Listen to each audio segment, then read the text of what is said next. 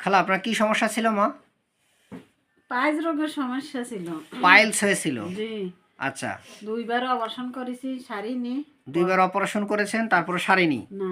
Operation করার পরে সারেনি। তো আমার ওষুধ খেয়ে আপনি কেমন ছিলেন মা? ভালোই ছিলাম, মনে হচ্ছে কি ভালো সুস্থ হয়ে গেছি, কিন্তু এখন আবার সেই দেখা দিচ্ছে। মানে দুইবার অপারেশন করেছেন পাইলস এমবিবিএস স্যার দ্বারা, তারপরও আপনি সুস্থ হচ্ছিলেন না, কিন্তু আমার এখান থেকে ওষুধ খেয়ে আপনি পুরোপুরি ভালো হয়ে গেছিলেন। কিন্তু ওষুধ শেষ হওয়ার পরে আবার সমস্যা দেখা দিচ্ছে, এই জন্য আবার আসছেন। এবং ওষুধটা গ্যাপ হয়ে গেছে, কারণ আপনারা বন্ধুরা জানেন যে আমি ঢাকাতে এবং ফরিদপুরে, সাতক্ষীরা এবং খুলনাতে বিভিন্ন জায়গায় সময় দিই, মানে চেম্বার করি। তো যার কারণে আমি অনেক ব্যস্ত থাকি এবং পড়াশোনা নিয়ে অনেক ব্যস্ত থাকি, যার কারণে আমি হয়তো ঠিকমতো আমি আসতে পারি না মাঝে মধ্যে। তো তাছাড়া আমার আন্টি মানে যোগাযোগ করেনি যে আসলে সে সুস্থ আছে, কিন্তু হঠাৎ করে তার ওষুধ ফুরিয়ে গেছে এবং ফুরানোর পরে আমার আন্টিমনির সমস্যা আবার একটু একটু করে দেখা দিচ্ছে। তাই আজকে উনি আসছে, আজকে 29শে ডিসেম্বর 2025। আজকে আমার আন্টিমনিকে টিও বা থোজা অক্সিডেন্টাল 0.0/2 দিলাম, কারণ আমার আন্টিমনি কেসটার লিঙ্ক আমি দিয়ে দেবো। আমি ইউটিউব চ্যানেলে দিতে পারবো না, আমি শুধু ফেসবুকে লিঙ্কগুলো দিয়ে দেবো, আপনারা দেখে নেবেন। আমার মা দুইবার অপারেশন করেছিল, কিন্তু সে পুরোপুরি সুস্থ হচ্ছিল না এবং অসুস্থ ছিলেন। তো যার দরুন আমার এখান থেকে ওষুধ খেয়ে সে 100% ভালো হয়ে গেছিলো মানে বিধায় মনে হচ্ছিল, কিন্তু আবার সমস্যা একটু একটু করে দেখা দিচ্ছে, তাই সে আবার আসছে। তো আমার আম্মুকে এখন আমি টিও দিলাম, কারণ আমার আম্মুর প্রচণ্ড সন্দেহ আমি ওষুধগুলো ভরে দিচ্ছি, তার মনে হচ্ছে যে আমি অরিজিনাল দিচ্ছি কিনা, তার একটা মনে একটা ভ্রান্তি।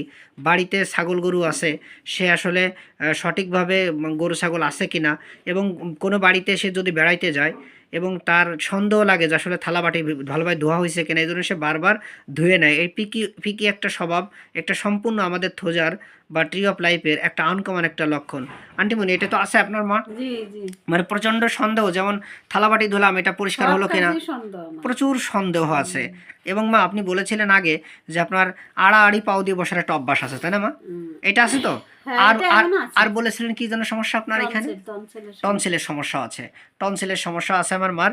আর আমি ভিডিও বড় করছি না, আমি লিঙ্কটা দিয়ে দেবো, আপনারা দেখে নেবেন। আমি সুন্দর করে আর দেখে নিন যে আসলে কেন আমার মাকে আজকে আমি ট্রি অফ লাইফ দিলাম। ওই কয়টা কথা পাশাপাশি আপনি বলেছিলেন যে আপনার বুকে ব্যথা ছিল, যখন ব্লাড হতো তখন প্রচণ্ড আকারে নিপুল সহ ব্যথা করতো, এখন কি ব্যথা করে মা? না, ওই ব্যথাটা নাই, সেরে গেছে আলহামদুলিল্লাহ, এটা সেরে গিয়েছে।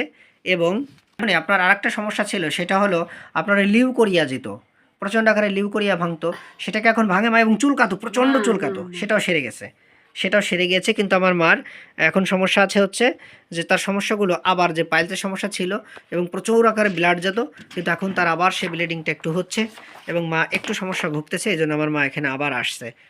তো আমার মায়ের কেসটা আমি লিঙ্ক দিয়ে দেবো, আপনারা দেখে নেবেন কষ্ট করে। তো আপনার এই ভিডিওটা যারা অপারেশন করেছে 2-3 বার পাইলস অপারেশন করেছে, তো তাদের কোনোভাবেই সারতেছে না, তারা যদি দেখে এই ভিডিওটা দেখে তাদের মনোবল বাড়ে, এতে আপনার কোনো সমস্যা আছে মা? না, কোনো সমস্যা নেই। ঠিক আছে মা, আপনি ভিডিওতে সাহায্য এবং সহযোগিতা করার জন্য অসংখ্য ধন্যবাদ।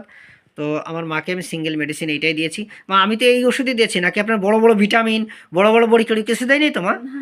এইগুলো দিয়েছি নাকি? অন্য কোনো বড়ি করি তো দেয়নি মা? এই ওষুধই তো দিয়েছি।